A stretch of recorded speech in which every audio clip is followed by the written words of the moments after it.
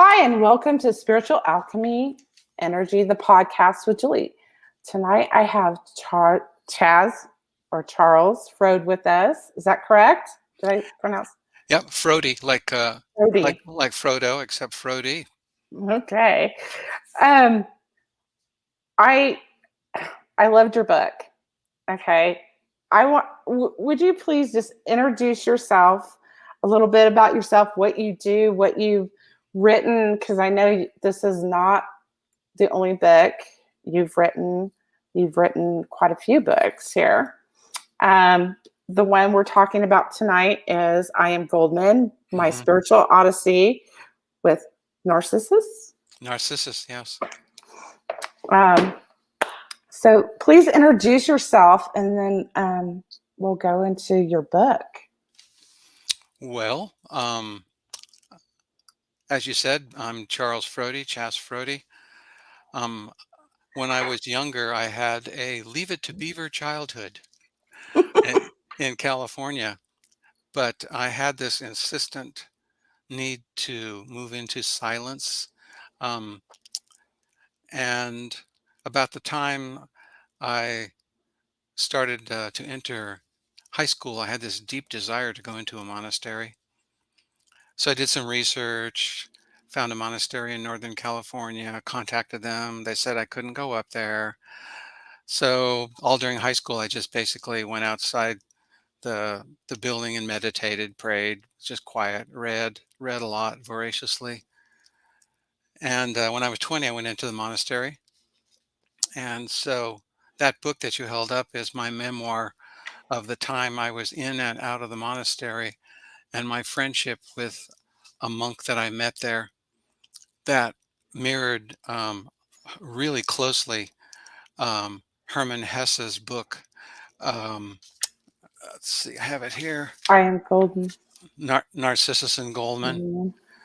two men who met in the monastery, and it's a story about mind and passion and um, that dynamic that um, drove the friendship that Hesse wrote about, and that drove the friendship that I had with Brother Paul in the monastery. Okay. We kind of have to touch on this subject because I'm a California girl and Uh-huh. I spent probably close to 40 years in Modesto, which isn't far from where you grew up in Right. Yeah. Stockton, California. San So Joaquin Valley. yeah. So you take us in the beginning of the book. You take us through I-5 and Highway 99. You were also a bicyclist. Yeah. Um, I love to climb. I'd get on my bike and ride away from home and just ride into the mountains and climb and then ride back. And it was a great meditative thing. You know, Right. you hear the hum of the road and you can clear your mind really easily. Well, I identified with all the locations that you were saying. It's like, oh yeah, I've been there, Yeah, and I know this town, I know that town. sure. So that that's always a fun thing to do when you know the area. Um, so you know, this is kind of hard to especially in this day and age, to wrap your mind around this young teenager that wants to go into a monastery. So what was that passion? Where did that come from? Um, I've always wanted to live on the deepest level. Mm, I still do. It's just simple as that.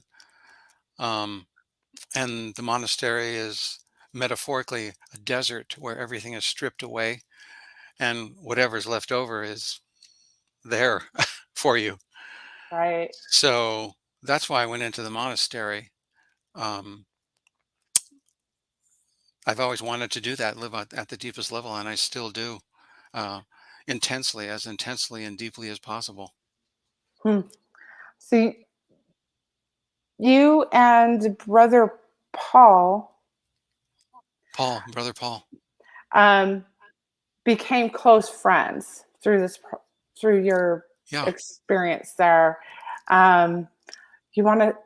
It's just very endearing, your friendship that grew and maintained throughout the years?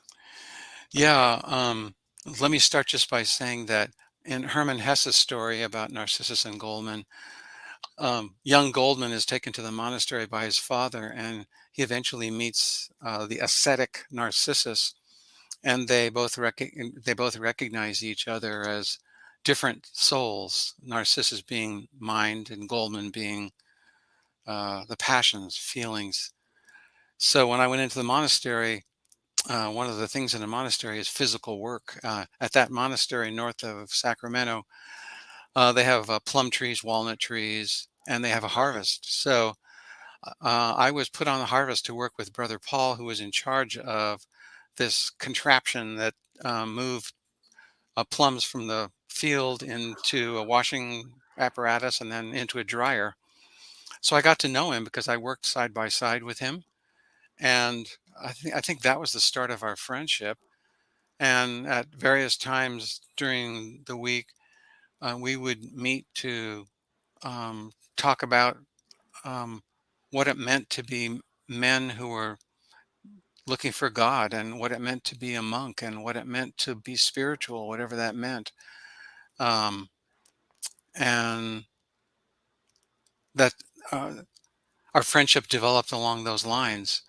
Um, and then when I left, which is a whole other thing, I got married, was divorced, got married again. And when I would go up to the monastery, we would talk about, you know, what that was like for me to love a woman, um, Mhm. Mhm. and and and and what it was like for men to be friends. You know, what's the basis of a friendship for Mhm. men? Um, Mhm. so it just developed along those lines. Right. You know, you both read different you would share what you read with each other too. So you both did read um Goldman and Narcissus. Is that correct? Yeah, we both read um, And that and that book plus other things too, of course. right, and you would like exchange ideas about, you know, these as well, that probably wove into all these other conversations that you've had over the years with him. Yeah, we realized pretty quickly that we were living out the same archetype as Hermann Hesse described. I mean, archetypes being really powerful species, spiritual patterns that people embody. So that that really made our friendship be even more powerful and full of vigor and confidence. it it's an amazing story. So you left the monastery. Under what terms could you share with our audience that you left the monastery? Yeah, there was um, when I went into the monastery, the novice master asked me to go back and finish my college work. So I think he recognized that I should do that. So I went to Mhm. the University of California at Santa Cruz, and as a religious studies philosophy major. And then I'd go back to the monastery, and that went on for a couple of years. And then one time in Santa Cruz at at the university on Good Friday, not coincidentally, I realized that I couldn't go back to the monastery, that I needed to go into the quote, the world, and Mhm. find my way, which is exactly what Goldman did in Hesse's book. Mhm. And and I did. Um, and like I said, I would go back now and then whenever I could to visit Paul. Um, but yeah, that was a real powerful decision that I had to make. Um, but obviously, for me, it's one that was the right decision. Many people go into monasteries in the East and the West, and they spend some time there, and they gather what they need spiritually, and then they go out and live their life. Some people go Mhm. into a monastery and live there forever, but mm, I I was drawn to go out into the world and live my life. You know, we kind of skipped over this. You know, your the dynamics in your home with your mother and your father, and your brother. Yeah. And that was, I mean, there was a relationship issue with your father there. Did you want to speak on that? Well, I find it interesting. yeah, my father was one of those men who went to World War II, came back, sold pencils on the street, um, um, rented a small space in a building, sold typewriter ribbons, worked there, and eventually had his own business, uh, bought a building, and was a successful businessman. He was a Swedish man, quiet, not very expressive. So when I told my mother and father that I wanted to go into the monastery, my dad really didn't understand that. He had Mm. nothing to compare that to. My mom did because she brought me up as a Catholic. I was an altar boy and I went to mass all the time. Anyway, when my father finally went up to the monastery and met the monks, um, he realized that it wasn't something really strange. Um, he spoke with some of the monks who were in World War II, um, Mhm. uh, big burly guys. So he had a chance to realize that it wasn't something really strange, or I didn't go up there because I didn't like girls. It was just something totally different. So um, when he died, he was satisfied. He knew what I had done was the right thing for me. Awesome. Awesome. Um, so when you left the monastery, I was waiting for this part of the book. I was like, it's going to happen. It's going to happen. What, you know, he's gonna go a little wild here. So, But you're exactly right, and that's exactly what happened with Goldman. He went out into the world like I did. I moved to Salinas, California, then Monterey. Had a lot of girlfriends, um, different ones, all intense. Met my first wife, who was an incredible artist and draftsman. We got married. Um, uh, we designed and built the first solar house in Monterey County. Um, had two wonderful kids, but it, the relationship didn't work out. It was a tit for tat relationship. You do this, I'll do that. It wasn't the kind of right. relationship that I thought was a foundation for deepness. So I took the responsibility of severing that. Hmm. And as I mentioned in the book, that was the second time that I left, took the reins in my hand and said, goodbye. I have to Right. leave. Yeah. Right. Well, there's such a contrast between going down the road to become a monk, then going off to school, and then deciding I'm not going to go back. And you kind of turned into a little hippie, little pot Oh yeah. smoking, the Volkswagen. 100%.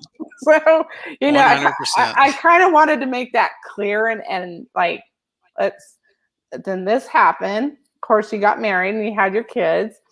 And then how did you meet your second wife, the Aztec princess? Well, I've always been a teacher. I've made my living by being a teacher. I started out teaching English as a second language. I'm still a teacher. I teach in juvenile corrections now, but I taught in an adult school. And one day, well, we had young high school age and adults from every country: Vietnam, Cambodia, Iran, Mexico, China. So one day, this group of young Mexican teenagers came in, and one of them just drew my attention, and it was love at first sight. And I was in the middle of leaving my first wife, and I just started moving in that direction of developing a relationship with her. When she finally left my class, we got together more and more. Um, Eventually, we got married after a lot of Mhm. interesting little steps, because it was a Mexican family, 100% Mexican family. So, yeah, I met her in my classroom. She was a great student too, learned English just great. Better than I better than me. bet. Proper English, right? Oh, yeah, real good English, yeah. Yeah, um, so you have, we're kind of like skipping all over the place. We're not really focusing on like spirituality here, but well, I love your story. the And, book skips around too. and yeah. Yeah. Um, excited for gardening talk. Gardening is everything. Um, we're not gardening today. Well, you do garden in this. Yeah, You have a lot of plants in your house that you shared with your first wife. yeah, But I wanted to get to you. You have these two kids, so you have to have this exchange with your first wife in order to have, to be a dad. sure, yeah, And so your ex is livid, yeah. and apparently she's done something, cast some evil on you and your new wife. Is that how it happened, basically? Um, we're assuming that's what happened. We decided to go to Mexico and consult a brujo, a curandero, Don Fidel. And he lived in a little town called Amatlan, which is the traditional birthplace of Quetzalcoatl, the god, one of the gods of the early Mexica or Mexican people. So we went down there with my wife's sister Maria, and this is a tiny, tiny little enclave. It's almost like a volcano, and in opposite, there's this valley that comes down, and you're surrounded by these mountains. And so we stood in line. And it was just a little concrete bunker, basically. Walked in. It was really dark, and we were told to go in and sit down in this dark room on these two chairs in front of this guy with a cowboy hat on, grizzled beard, and he started to lay out tarot cards, and basically he just told us before we had a chance to say anything that there was a woman out to get us, and um, the poison was spider poison, and that I needed to use my strong shields to protect my wife who was there with me. And he said a lot of other specific things where I realized, this guy knows what's going on. Mm-hmm. And he asked whether we wanted uh, Olympia, which is a physical healing with herbs that's common in Mexico. And I said, sure. We basically said, give us the works. So we were ushered into a little room next door full of an amazing array of candles, statues, dried animals, birds, jars full of scorpions, all kinds of things. And so he gave my wife and me Olympia, which is take this bundle of fresh herbs and they just rub it all over your body and they say prayers. And he also gave me an herb. I was standing there after the Olympia, kind of shocked, and he just came up and said, "Open your mouth." This is all in Spanish. Mm-hmm. Abre la boca, and he poured this white powder in my mouth and gave me something to drink, which was mezcal, I think. Mm-hmm. We paid the money. It was like 70,000 pesos, and got in the car and went back to Cuernavaca. And as I mentioned in my book, I was taken someplace else, inside myself or outside myself. I don't know, but I had some sort of an experience while I was in the car. It took us about a half hour to get back to Cuernavaca. And when I got out of the car, I was back and I realized what I had to do, that I had to protect my wife from the evil Mm-hmm. intentions of my first wife. Mm-hmm. It was a really powerful experience. And I really enjoyed describing it in the book It, because it was very mhm. sensual experience, the whole thing, mysterious. Right. Right. Yeah. I'm a healer, and sometimes I don't know what's going to happen. You know, it's just led by spirit and whatever needs to be healed at the time. So that was just amazing, that I an amazing written account of what you experienced. I'm glad you thought so. I put a lot of attention and love into trying to convey what that really felt like and what that experience was like. Well, before that, you went on this amazing honeymoon and you had this amazing Yeah, wedding, and it you was were great. carrying around this candy because you didn't want these kids to eat. Well, both my wife and I were travel rubes. We hadn't traveled very much, so she made sure she had her high heels, and I made sure that I had bags of candy that we had gotten in her hometown. Oh, it's just a wonderful book. There's a point, you had a couple other relationships with, friendships with men that impacted your life. Yeah, Dr. David, and Hmm. and it's fascinating. Dr. David was a chiropractor I met when both he and I were breaking up from our wives. I met him in Salinas, and he was a chiropractor, but also a superb artist and a horticulturalist. And it's funny because in Herman Hesse's book, Goldman, when he goes out, um, he has this deep desire to sculpt his mother because he never knew his mother.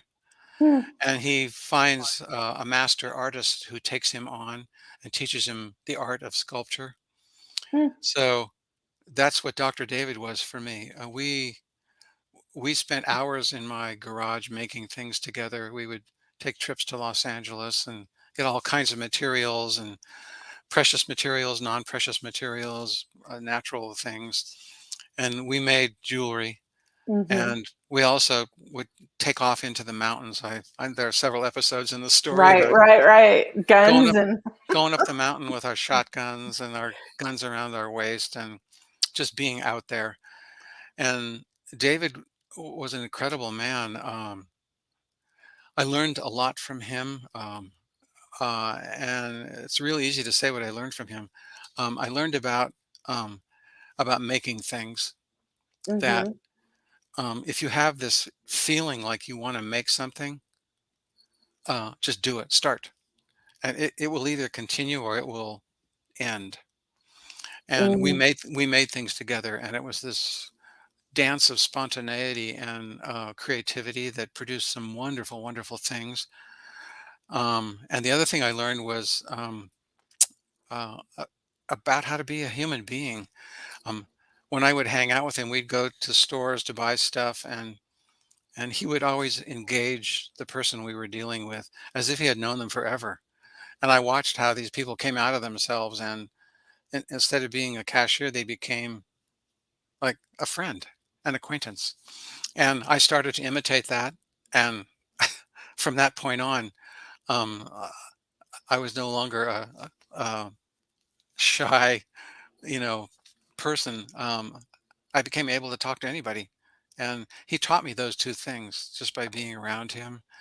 And he was crazy and wild. A lot of people couldn't handle him, but that's the kind of person I like to be around. So he and Brother Paul were the two most significant male friendships I've had. And I'm still connected with them every day. I send them my love and I thank them.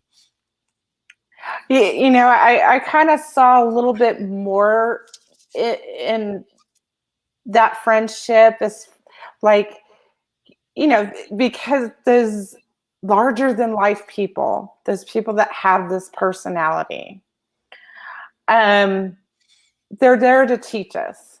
Yeah. And I kind of saw a little bit more than maybe you wrote about, Mhm. or maybe Tell me what you saw. I kind of saw that. Maybe you did mention it. It was more like, this is how you should live. You should live with passion. You should live out loud. And he was kind of like one of those people that do that, Oh, he definitely was. and do it fearlessly. And don't pansy ass life. No, you're exactly right. He modeled that. Um, and although I wasn't aware of it when I was with him, that's definitely what I picked up from him and what I miss because it's difficult to find male friends like that now. I don't know if I'll ever have a male friend like that again in my life. But yes, you're right. Um, he was intense and passionate about everything. And it rubbed off on me for sure Yeah, because I like to yeah. be intense and passionate. Um, within whatever structures I've chosen for my life, of course, Hmm.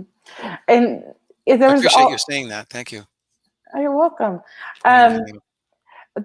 there was also like a point. I know it was him where you were out, with the guns at one point, and I don't know. You guys kind of like were at a camp, and well, you didn't. And another story came. Was it the Hell's Angels? Oh, that story. But no, before, I think it was before that, the two of you were just there and you kind of like were resting on your own, but it was like a very comfortable feeling to just know that that other person was there in your presence, and it was just a peaceful, calming feeling. Yeah, I'd never been uncomfortable around David. It was always just really comfortable to be around him. And, he, like I said in my book, he would call up and say, let's go camping or whatever, or let's make some jewelry. And it would be, yes, right on, let's do it. Yeah, Right. we got along really, really well together. So, Uh, but we never talked about our relationship a lot. We right, just, we right, just lived. right, right. Which is um, probably what um, a lot of men do, and women. Yeah. Oh, yeah. Yeah. Uh, um, but you did have. Let's tell the story about. I think they were the Hell's Angels.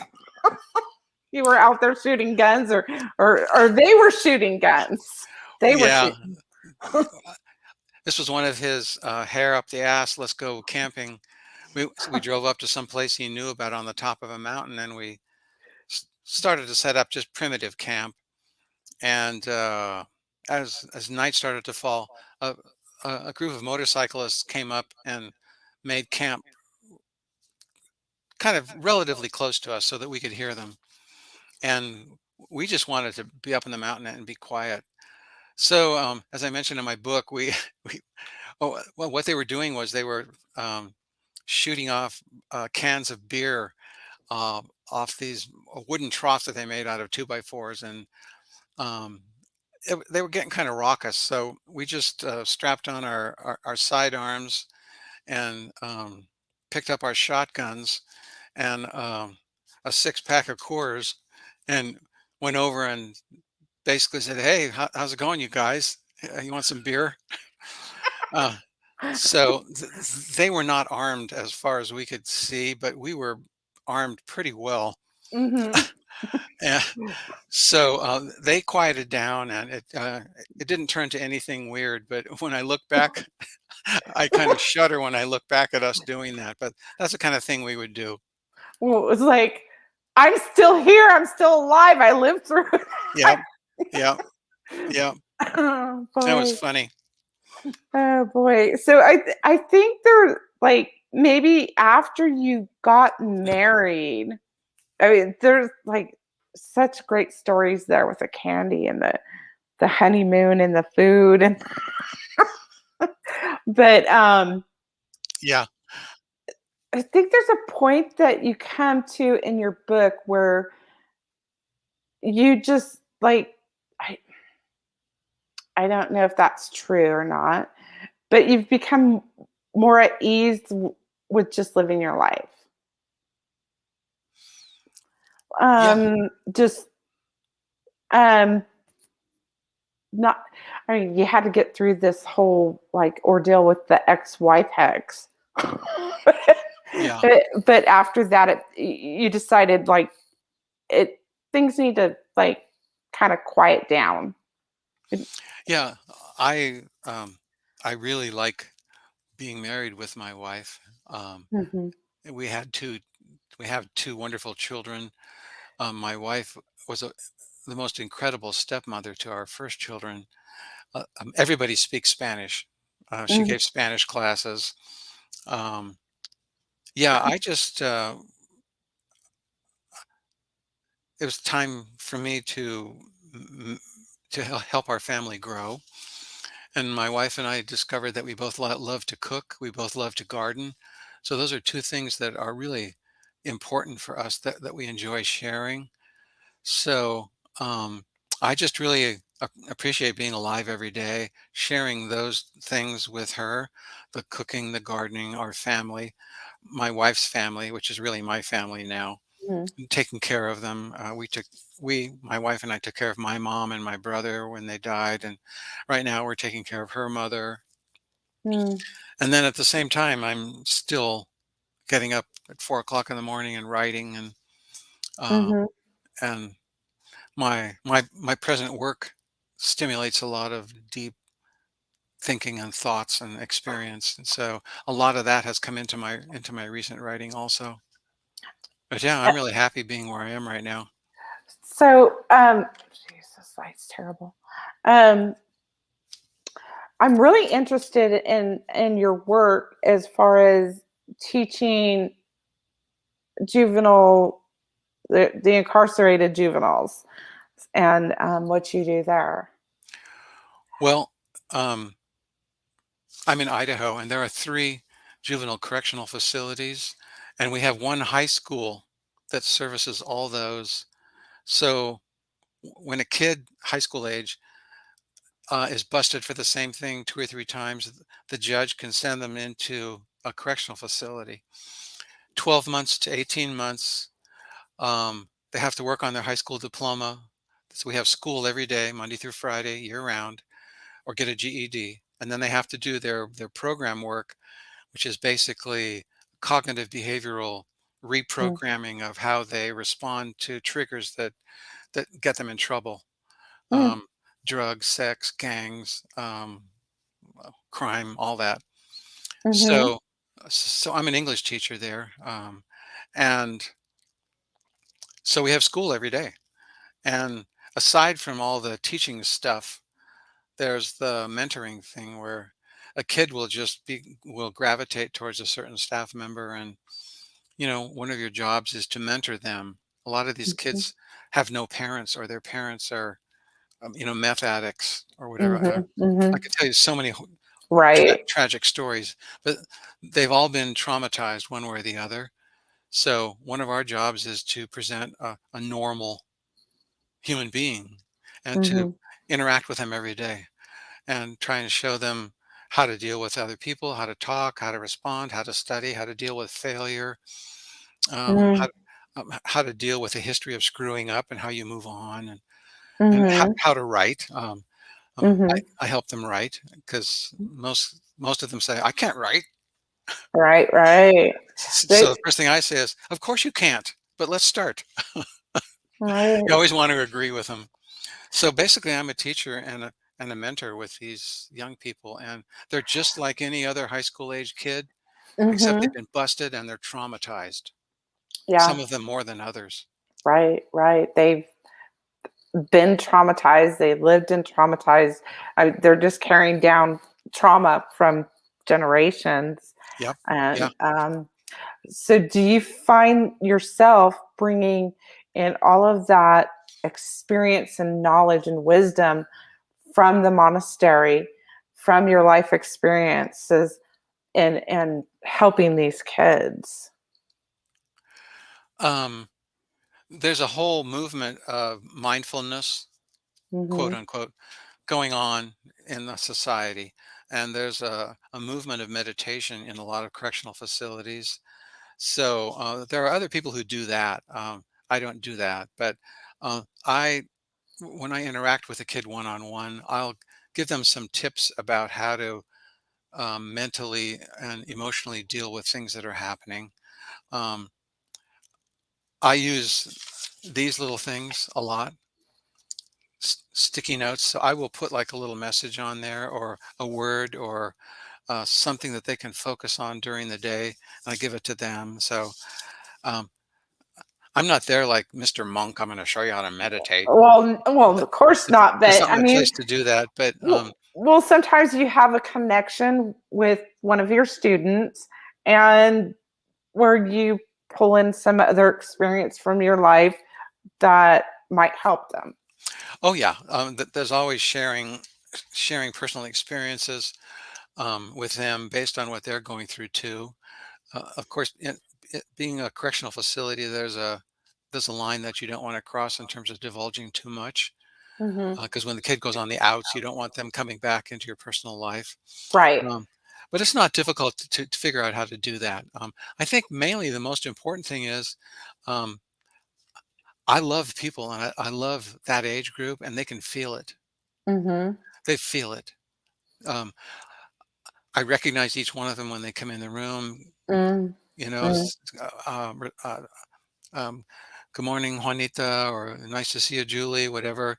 And Hmm. so I'm dealing with human beings there. Right. And Right. that's the first thing. I want to have a warm, cordial human relationship with them. And Right. everything else is built on top of that. And so to have that happen in a correctional facility where a lot of other staff members don't do that um, is Hmm. really healing and therapeutic.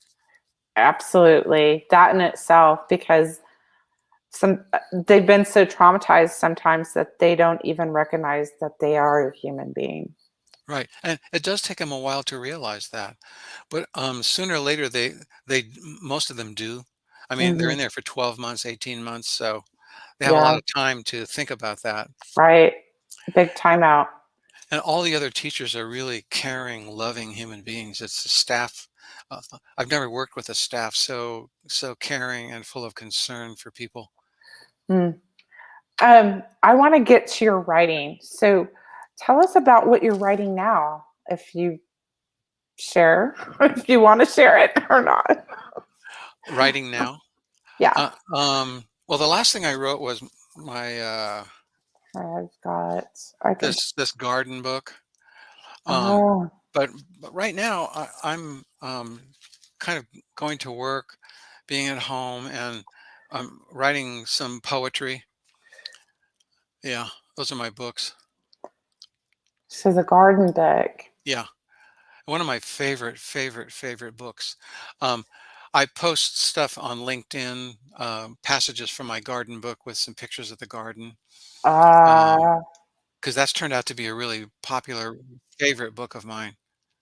Really awesome. neat book. I love it. It was Awesome. interesting because I had to learn how to put photographs in a book. Mm, I don't know if you mentioned, but these are all self-published books.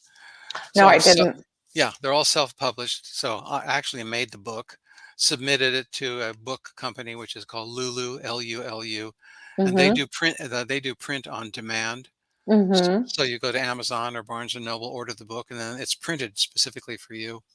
Right. So that book was a challenge because there were a lot of color photographs in the book, and figuring out how to put Format them it. in, put them in the book so it looks good. It was a really interesting challenge, but it's turned out to be a really wonderful book. So Monday through Friday, I post parts of that on LinkedIn. Oh, Um, wow. um, it's a cool book. I really love it. Um, but I'm writing a lot of poetry right now, um, Oh, and I've written three or four other short stories. In fact, I just finished a short story about this phenomenon that's happening in Idaho of old farmhouses being destroyed to make way for new uh, new neighborhoods of new houses. Because where I live, there's a lot of people moving in from California with big bucks. So, mm-hmm. so they're tearing down all these farmhouses and paving it over and building houses. So when I drive to work, I see these farmhouses. So like whatever stimulates me on my drive to work, I write Mm-hmm. about. So that's on my website. You can read that. And Okay. Yes. so I'm just kind of going with the flow, whatever comes out of my experience during the day, because writers have to live before they can write something. That's exactly how They I do. feel about Yeah. writing. I'm nonfiction writer only. Yeah, yeah. um, Hello, mystic stories and radiance and darkness. Oh, that's one of my short story books. A dream of India. Yeah, that was one of the first stories I had that was based on a dream I had. Several of my short stories come from dreams. Hmm. It's a story about a man and his wife lived in New York. They're kind of stale, so they go to India looking for some stimulation for their work, and they find themselves at this mysterious temple at the end of the road, beyond the temples that the normal people go to, and they have an experience there of it's a multifaceted experience. I had this image of a wall going up full of epiphytes, beautiful flowers on it, moist water Hmm. coming down, full of life, and that's what that experience was. They find these two ladies there who are cooking in the water of the Ganges, and they heal each other, the man and his wife. And when they come back home, the photograph that the man thought that he took of his wife, who was illuminated, just turned out to be a picture of her in her regular shorts and shirt. So there's a lot of spiritual healing in that. It's one of my favorite stories, and it came from a dream I had. Huh. That's great. And that's the title story of that book. Like all these books, the name of of the book is the title short story. Like this one, One Times One. There's a Hmm. short story called One Times One. It's my dragon story. Oh, Yeah, that's one of my favorite stories. Love it. so everything's like a little bit different. Every single one of your books is like Yeah, just yeah, um, something you've drawn. yeah. With. There's a lot of relationship stuff in here, but it's all mystical, um, Hmm. based on a lot of personal experience and dreams. And then this one, um, uh, this is just a lot of stories in here. Yeah, about a casino in Nevada. I know you're speaking from Nevada, aren't you? Yes, Yeah. I am right now. The guy, an experience I had with my wife with this man in a coffee shop who was turned out to be a saint. A story about a young boy who wanted to be a magician. There's all kinds there. And this last one, these are more apocalyptic. Um, and there's some pretty heavy duty stories in here. Dreaming of fish.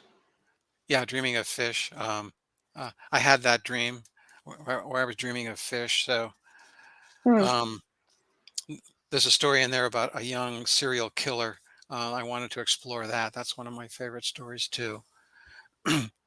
Yeah, they're all really different, and it's hard to put words. It's hard to put 3 or 4 words about how different they are, um, Hmm. but they all emerged very quickly and very easily Or onto the the keyboard. organically. I wish I could say They that did. about this book. That the last book was easier to write, or anything else. So, Yeah, I really like short stories because they're limited. You can explore a character, you can get into a backstory, and before you know it, you're done. Um, mhm. and I like the intensity of writing a short story. I mean, I've written novels before, historical novels, and nothing's happened with those. I put those out for publication. I just like short stories. One of my favorite things.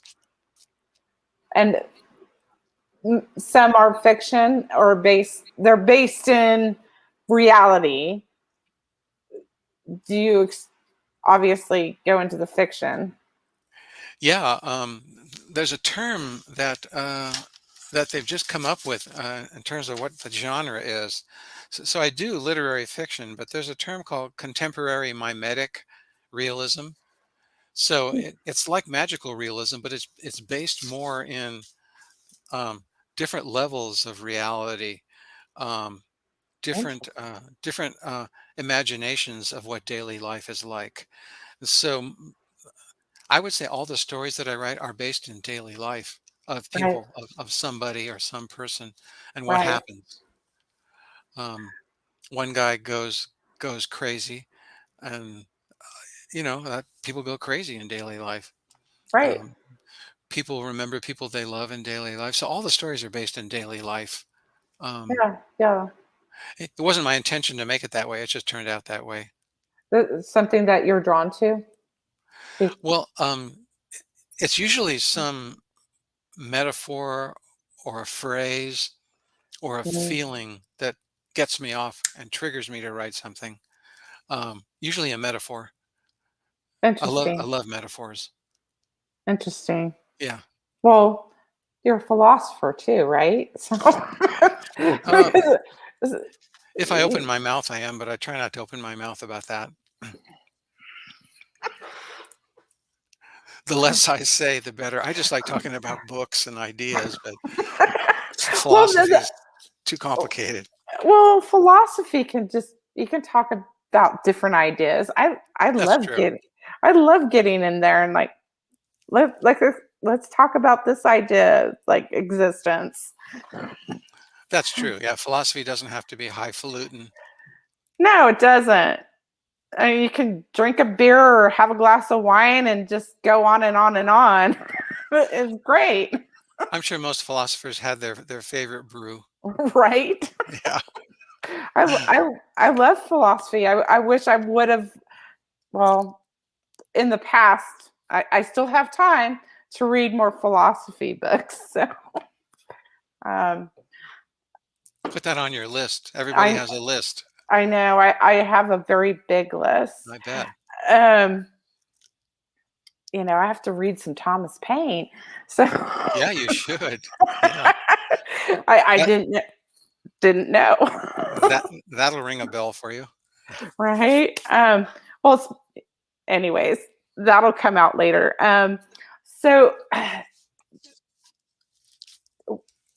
what's your next book again? Are I'm sorry, say yeah. that again?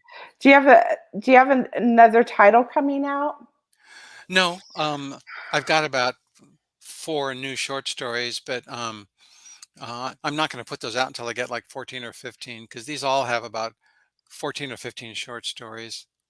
Okay, I And see. then I've got the collection of poetry, and I am writing a lot of poetry. I've got some new poems, so I'll probably come out with another collection maybe next year. I don't know. I'm not in a hurry. So, do you have any advice to writers? I sure do. Um, Disconnect your head and just let your hands start to write.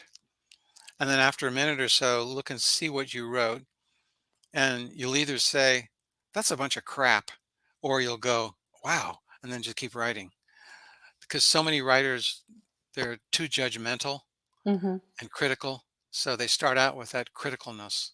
Mhm. But if you disconnect that, your body knows what to write. And you Right. just write without thinking about it. You just let your fingers write the words, and they eventually turn into something. Or they don't. That's only two alternatives, but at Right. least you're writing. I find that the advice that most commonly that I give anybody who's writing. And just keep writing. Keep Don't edit. Keep writing right. because there comes a time where you'll go back and edit. Well, there are two schools of editing. One is edit as you write, and the other is write and then edit. But it doesn't make any difference how you do it. You have to write, get it done. Right. Yeah. And then I've heard this before somewhere along my path is that typically what you write first is the best version of it. Yeah. I think you're right. And it doesn't have to be a static version. It could be a dynamic version that that stimulates you to write more also. But yeah, True. usually what comes out is pretty fresh. Right? And it's just that creative juice energy flow that comes out of a writer too. Well, and it's something to look forward to when you sit down and you go, okay, I know what's going to happen. Things are going to start popping here. I'm going to start writing. Mm. Wow.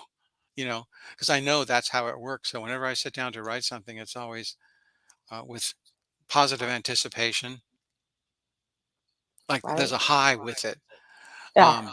Um, people who use alcohol or other substances, they know what it's going to be like. And so I know what it's going to be like when I sit down to write something. I know how it's going to feel. So I always look forward to that. Right. Um, I get that. I was writing today. Um, what was I going to say about that? It's just a process, um, and you get into a rhythm as you write. Hopefully you do. Yeah.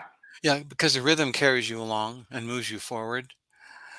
Like, when I look at the 6 books that I've written, and it's only been like a few years, it's like I shake my head and go, how did I do that?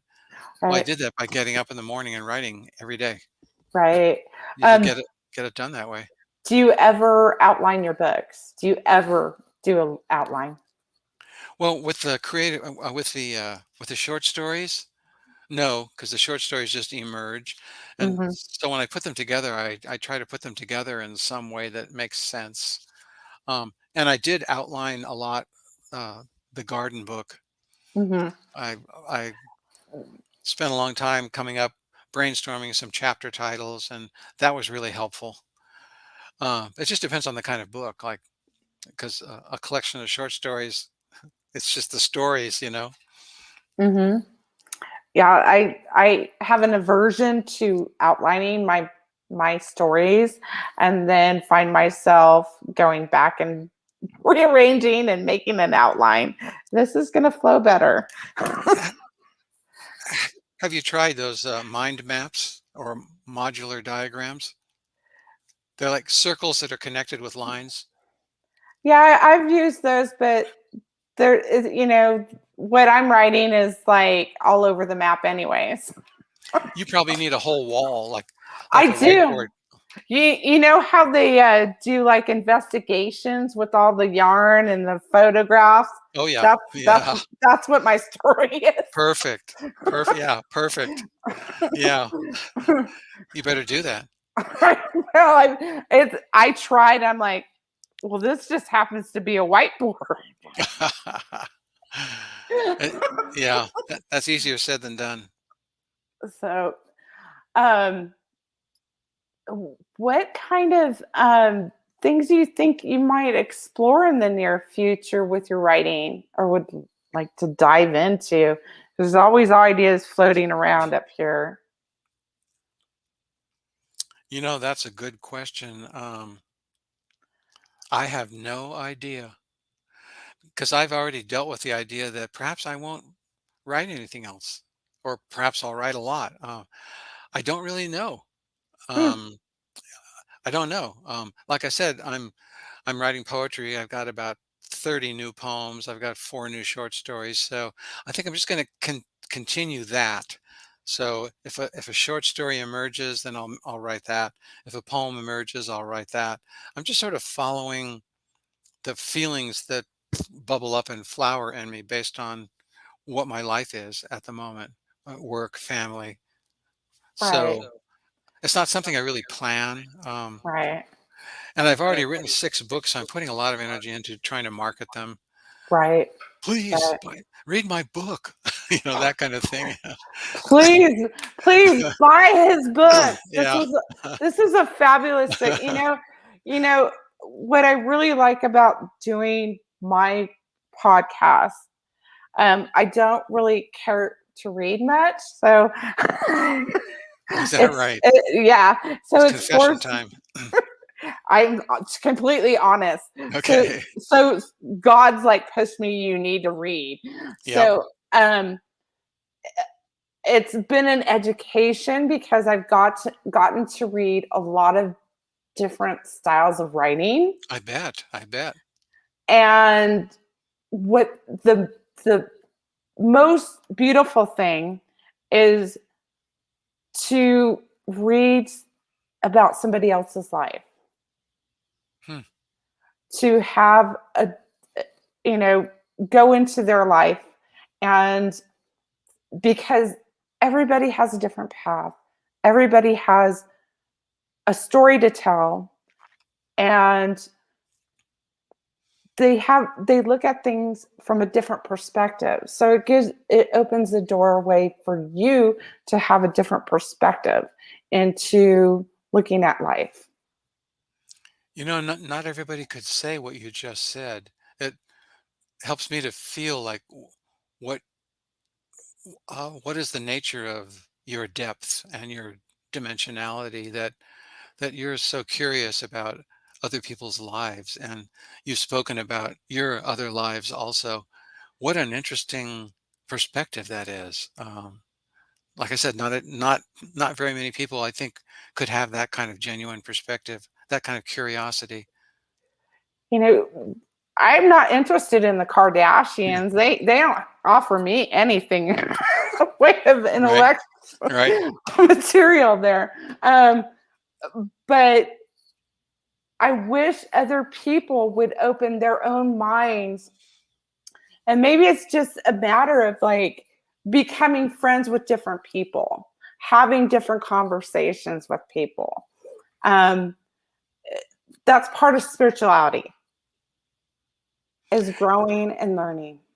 We do have words, and they're a wonderful tool to get to know a person and to let them know who we are, for sure. COVID hasn't helped a lot, but I think what you're doing now, digitally using the computers, and is a wonderful thing, a wonderful way to do that. I'm starting to learn something about you, listening to the questions that you ask, the things that you're saying. It's not just interviewing me, but it's like you're opening yourself to the people who are looking at this and to me. That's a wonderful thing. I think people should be more open and honest with each other, and then first off with themselves, and that's a really hard thing to do. And because we don't always know who we are, Right. and when we don't know who we are, we can't be honest with other people about, That is so true. you know. I think one important thing to remember about who we are is we are a process. We're not a static being. What came before us influences who we are, and we influence how we're going to be tomorrow. We're a process, and I think as long as we know that, then we can care about people more. That um, somebody we see on the news is not a static racist; he's a process. Or somebody we see on the news who's anti-abortion, she's a process. She's not just this static thing. So I think the fact that we live and die and we're a process opens up channels for us to speak with each other more as human beings. Absolutely. I've really enjoyed this interview. I feel like we just got it started. That's the way I feel too. I feel that way too. So, is there anything that you personally, any maybe you had something on your mind lately that you might want to share with my audience? Words of wisdom, a joke, I don't know, A joke. Wow. or I don't know, a story, a small little story. We've got a couple, well, You know, it's couple minutes. it's funny.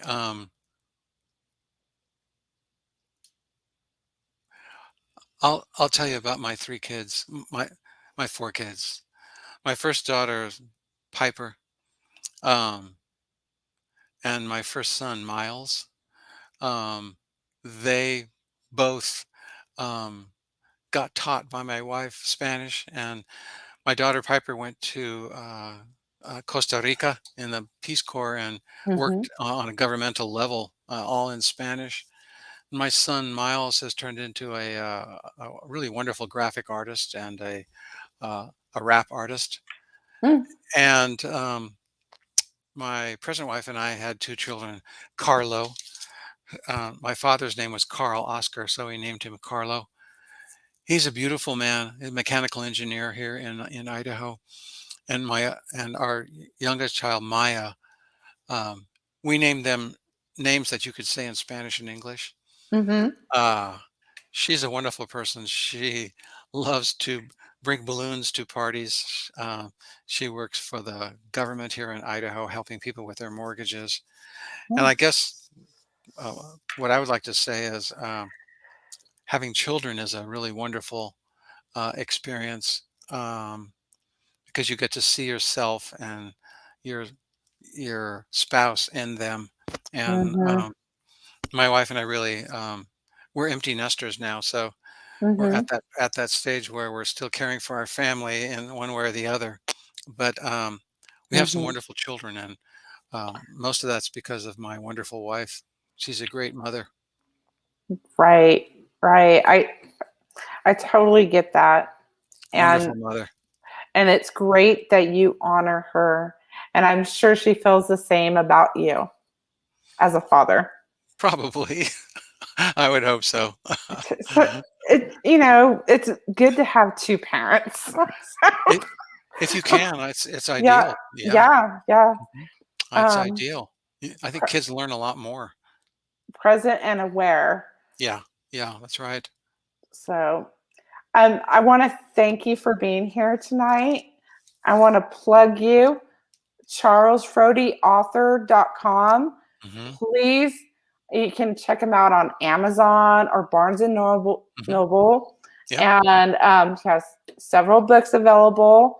Check out his gardening book, um, The Garden, Perennial Reflection of Beginnings and Endings. And the book that we spoke about tonight is I Am Goldman, My Spiritual Odyssey with Narcissus, which is a wonderful short book and insight into Chaz Frody.